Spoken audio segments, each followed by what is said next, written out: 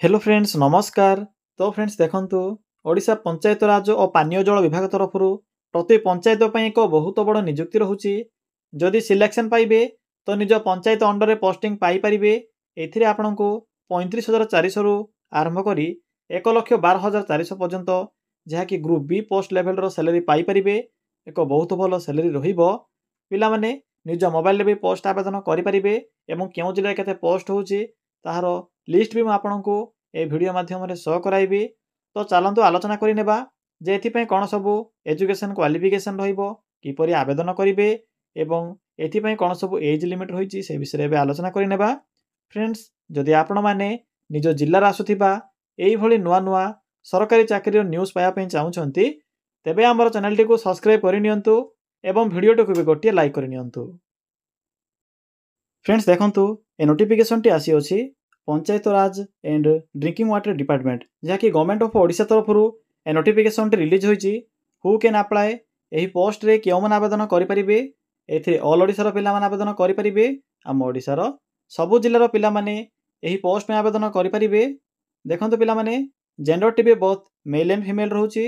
उभय पुरुष और महिला प्रार्थी माने भी एही पोस्ट आवेदन करि परिबे। जदि हमें जॉब टाइप कथा कहिबा तेबे एहा को गवर्नमेंट जॉब रहिबो, सरकारी चाकरी रहिबो एवं निज पंचायत भितर ही पोस्टिंग रहिबो। नेक्स्ट जो पोस्ट नेम देखंतु पिला माने एथिरे दुई प्रकार पोस्ट होउची। प्रथमतः एथिरे पंचायत डेवलपमेंट ऑफिसर बा आपनकर पीडीओ पोस्ट में वैकेंसी रहउची। नेक्स्ट एथिरे पुणी थरे आपनकर पंचायत एग्जीक्यूटिव ऑफिसर पई वैकेंसी रहउची। तो आपण माने एथिरे पंचायत स्तर रे पंचायत डेवलपमेंट ऑफिसर सहित पंचायत एग्जीक्यूटिव ऑफिसर पोस्ट पई आवेदन करि परिबे। एहा पर आसुची सैलरी। फ्रेंड्स एथिरे आपनकर मंथली बेसिस रो सैलरी रहउची जहाँकि बेसिक पे रहिबो 35,400 रु स्टार्ट होई 1,12,400 पर्यंत।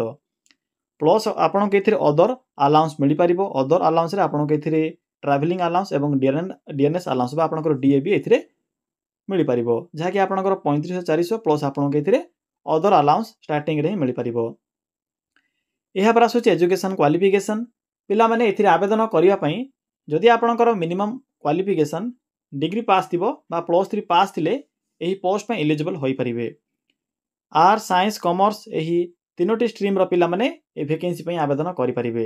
देखंतु एहा सहित ओडिया भाषार प्रॉपर नॉलेज आवश्यक पड़िबो जेपरि कि लिखि परथिबे, पढि परथिबे किमा कहि परथिबे तेबे ही पोस्ट आवेदन करि परिबे। तो फ्रेंड्स जदि आपनक पाखरे एई सबु योग्यता थिबो तेबे पोस्ट पे आवेदन करि परिबे। फ्रेंड्स नेक्स्ट होची एप्लीकेशन फी। देखंतु पिला माने एथि पई कौनसी प्रकार एप्लीकेशन फी नहीं, नो फी फॉर ऑल रहउची। समस्त एथिरे फ्री रे आवेदन करि परिबे। जनरल ओबीसी एससी एसटी सबु कास्ट पिला मानक पई फ्री रहउची। समस्त एथिरे फ्री रे आवेदन करि परिबे। एहा पर आसुची एज लिमिट। देखंतु पिला माने एथिरे आवेदन करिबा पई मिनिमम बयस रहउची 21 वर्ष एवं मैक्सिमम रहउची 38 वर्ष। जदि आपनकर कैटेगरी ओबीसी एससी एसटी किबा जदि पीडब्ल्यूडी कैटेगरी होइतिबो तेबे आपन के एथिरे एज रे भी रिलैक्सेशन मिल परिबो बा आपन के एथिरे एज रे अतिरिक्त सुविधा मिल परिबो। एहा पर आसुची सिलेक्शन प्रोसेस। तो देखंतु कोन सब सिलेक्शन प्रोसेस रहउची। फ्रेंड्स एथिरे आपनको दुईटी एग्जाम देखिबा को मिलिबो जहा कि आपनकर फ्री रहउची। एहा पर आपनकर मेंशन होची फ्री मेंस। एहा पर आपनकर स्किल टेस्ट बा कंप्यूटर स्किल टेस्ट रहिबो। एहा पर डॉक्यूमेंट वेरिफिकेशन रहिबो। तो फ्रेंड्स एही सब प्रोसेस द्वारा जहा कि आपनकर चारोटी प्रोसेस रहउची। फ्री रहिबो, फ्री पर आपनकर मेंस रहिबो, एहा पर स्किल टेस्ट रहिबो, एहा पर डॉक्यूमेंट वेरिफिकेशन रहिबो। एही प्रोसेस द्वारा आपण माने एथिरे सिलेक्शन पाई परिबे। देखंतु पिला माने आपनकर जो फ्री रहउची फ्री एग्जाम रे कोन सब एथिरे एग्जाम पैटर्न रहिबो, केते मार्क रो फ्री रहउची, या सहित आपण के एथिरे केउ स्टैंडर्ड रो एथिरे क्वेश्चन आसीबो से विषय पे चेक करि नियंतु। देखंतु एथिरे आपनकर सीबीटी मोड रहउची। टोटल एथिरे आपनकर 150 मार्क रहउची। 150 मिनिट आपन के एथिरे टाइम मिलिबो। एमसीक्यू पैटर्न रहउची 0.25 एथिरे आपनकर नेगेटिव मार्किंग रहउची। एथिरे जो आपनकर क्वेश्चन लेवल रहउची मैट्रिक लेवल रो रहिबो जे कि आपनकर मैथमेटिक्स ग्रामर ए सब आपनकर मैट्रिक स्टैंडर्ड रहिबो। तो पिला माने जानि परिले फ्री विषय रे। एहा पर आसी आपनकर मेंस रे आपनकर 200 मार्क रहउची जे कि आपनकर लैंग्वेज पेपर ओडिया इंग्लिश। एहा पर आपनकर जनरल स्टडीज रहिबो 200 मार्क रहिबो 100 + 100। एहा पर आसुची इंपोर्टेंट डॉक्यूमेंट। तो पिला माने देखंतु कोन सब डॉक्यूमेंट एथिरे आवश्यक पड़िबो जदि आपण माने आवेदन करिया पई चाहुछंती। आपनकर ऑल क्वालिफिकेशन रो सर्टिफिकेट एथि पई तो ग्रेजुएशन पास अछि। तो ग्रेजुएशन पास सर्टिफिकेट यहाँ आपंकर photo resident certificate caste certificate ID proof रे आधार कार्ड। तो फ्रेंड्स यही सब डॉक्यूमेंट आवश्यक पड़ो एथिरे जतेबेले आपण आवेदन करेंगे। देखो ये आपंकर आप्लिकेसन मोड जहाँकि ऑनलाइन प्रोसेस रोचे निज मोबाइल मध्यम भी एथिरे आवेदन करेंगे। तो चलते फ्रेंड्स जब आलोचना करवा जे एथिरे कौन सब एग्जाम पैटर्न रहिबो अप्लाई एथिरे किपरि करिवे अप्लाई करबा डेट कौन रहउची केउ जिल्ला रे केते वैकेंसी रहउची से विषय रे आलोचना करिनेबा।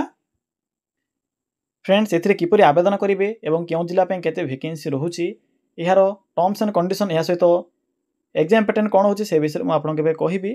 तो देखंतु सिंपली आपण माने निज मोबाइल फोन रे थिबा गूगल किंबा क्रोम ब्राउजर को ओपन करिवे। ओपन कर सारला परे आपन के एठरे सर्च बॉक्स रो ऑप्शन टी शो हेबो।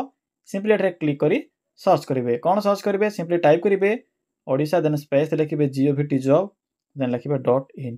देखिपे फ्रेंड्स जेठे मुझे कौन टाइप कली सिंपली आप मैंने ये टाइप करेंगे। टाइप कर सारापर पाखर सर्च ऑप्शन उपर क्लिक करेंगे। देखो सर्च ऑप्शन उपर क्लिक कर सारापर आपण सम्मुखें ये किसी शो हो ओडिशा जीओवीटी जॉब साइट शो हो। सिंपली साइड रो लिंक उपर क्लिक करूँ। देखो पे क्लिक कर सारापर आपण सम्मुखें ये एक इंटरफेस टी शो हो। आपण के एठारे जहाँ भी नुआ नुआ सरकारी जॉब आसी थाए से जॉब रो इन्फॉर्मेशन आपण को साइट रे देखा मिलिबो।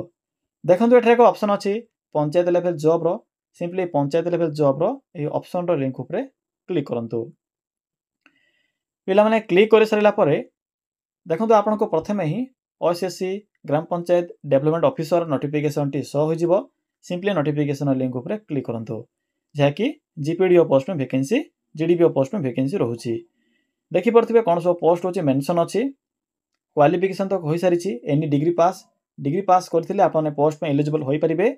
21 रु 38 वर्ष होची बयस मिनिमम होची 21 वर्ष मैक्सिमम होची 38 वर्ष। बाकी आपनकर एग्जाम पैटर्न बा सिलेबस विषय भी होई सारिछि एठरे भी मेंशन अछि। मु आपनको केवल प्री विषय कहिथिली प्री रे देखंतु एग्जाम पैटर्न आपनकर सिलेबस कोन होची से विषय भी मेंशन अछि। तो जो मान भी प्रिपरेशन करिया पे चाहउछन्ती सिंपली फॉलो कर परिबे। यहाँ पर देखो जो आपंकर मेन रिटन एग्जाम रोचे ये आपंकर 200 मार्क रहिबो। लैंग्वेज पेपर ये ओडिया इंग्लिश रोचे 100 मार्क जनरल स्टडीज 100 मार्क रहिबो। यहाँ पर देखो जो कंप्यूटर स्किल टेस्ट होची एथि कौन सब आपंकर सब्जेक्ट एड होची से विषय मेंशन करा जायछि बा कौन कौन सब टॉपिक रहिबो से टॉपिक एथि एड अछि। तो चेक कर परिबे। एप्लिकेशन फी तो किछि भी नै समस्त एथि फ्री आवेदन कर परिबे। यहाँ पर देखो पिला माने डेट एथिरे अनाउंस होई नाही जहाँकि आपनकर CGL under vacancy T fill up करा जिवो। जहाँकि आपनकर शीघ्र ही सीजीएल पोस्ट आसुची जहाँकि 1500 पोस्ट सेथि मध्य आपनकर ग्राम पंचायत डेवलपमेंट ऑफिसर पोस्ट भी नोटिफिकेशन रहिछि। देखि परथिबे शॉर्ट नोटिफिकेशन जहाँकि एठरे आपनको मिलि जिवो। एही शॉर्ट नोटिफिकेशन को आप माने क्लिक करी एही ग्राम पंचायत एक्सटेंशन ऑफिसर रो बा डेवलपमेंट ऑफिसर रो अधिक किछि नोटिफिकेशन इन्फॉर्मेशन पाई परिबे। पिला माने ए होचे आपनकर 23 रो नोटिफिकेशन जहाँकि 23 रे केते वैकेंसी थिला कैलकुलेट करि परिबे। एथर तो डबल वैकेंसी रहउची तो से अनुसार आपनकर वैकेंसी भी इंक्रीज रहउची। तो फ्रेंड्स यह थिला ही ग्राम पंचायत डेवलपमेंट ऑफिसर रो फुल नोटिफिकेशन। जदि आपनको किछि भी डाउट लागुथिबो ताले कमेंट सेक्शन में कमेंट करी जणाई परिबे। +3 पास पिला माने पोस्ट में एलिजिबल होई परिबे।